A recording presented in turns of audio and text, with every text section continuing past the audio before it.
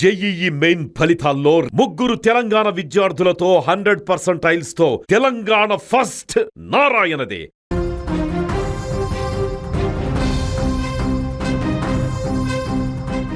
తెలంగాణ రాజకీయాలలో మరో ఆసక్తికర సన్నివేశం చోటు చేసుకుంది.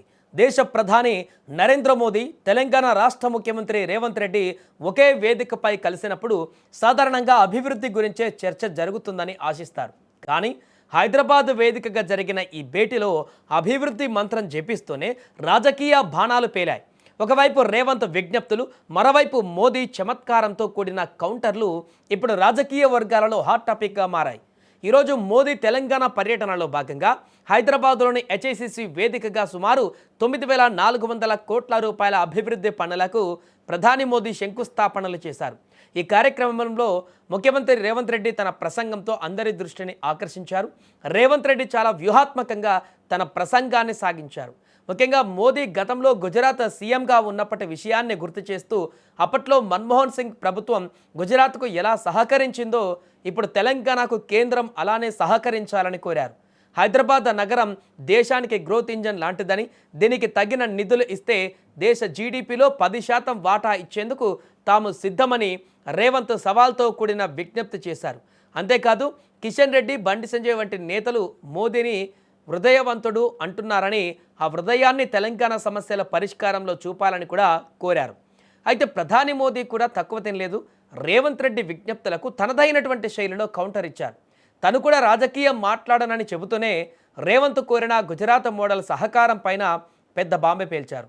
ఒకవేళ గత 10 ఏళ్లలో గుజరాత్కి ఇచ్చినంతే తెలంగాణకు ఇస్తే ఇప్పుడు రాష్ట్రానికి అందుతున్న నిధులు సగానికి పడిపోతాయని మోదీ గణాంకాలతో కూడిన చమత్కారాన్ని ప్రదర్శించారు. అంటే తెలంగాణకు తాము గుజరాత్ కంటే ఎక్కువే ఇస్తున్నామనే విషయాన్ని ఆయన పరోక్షంగా స్పష్టం చేశారు.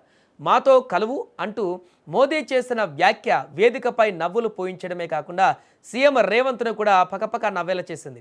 ప్రస్తుతం ఈ 2 వీడియోలు కూడా సోషల్ మీడియాలో వైరల్ అవుతున్నాయి.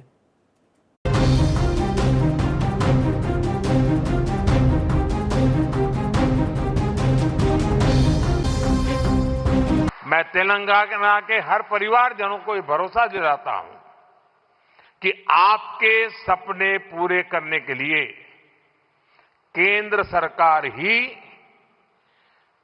इससे भी और तेज गति से काम करती ही रहेगी. अब हमारे रेवंता जी ने कहा था कि हां हम पॉलिटिकल बात नहीं करेंगे, तो मैं भी नहीं करूंगा.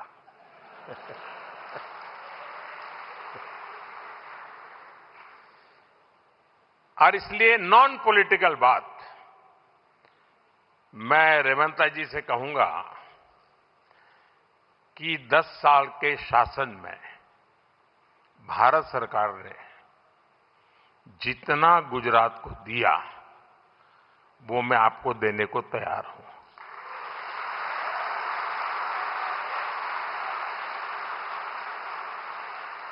लेकिन मेरी जानकारी से मैं आपको बता देता हूं कि जैसे ही मैं ऐसा करूंगा आपको जो अभी मिल रहा है वो आधा हो जाएगा. आप जहां पहुंचना चाहते हैं नहीं पहुंच पाएंगे, और इसलिए अच्छा है कि मेरे से ही जोड़ो. इसीलिए हम लोग ये मंच से हम राजनीति बोलना नहीं चाहता है. 4 करोड़ तेलंगाना के जनता ये सोच रहा है कि आगे तेलंगाना तरक्की करना है.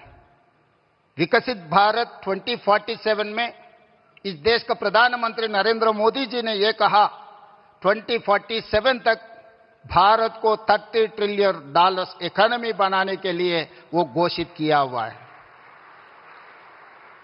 आज तेलंगाना राज्य ने 3% से कम जनता है इस देश में, मगर हम लोग 5% इस देश का जीडीपी जोड़ते जा रहा है. आगे हमारा सोच है, जिस दिन मोदी जी $30 ट्रिलियन जो सपना देख रहे हैं उसमें 10% भागीदारी तेलंगाना बनना चाहता है.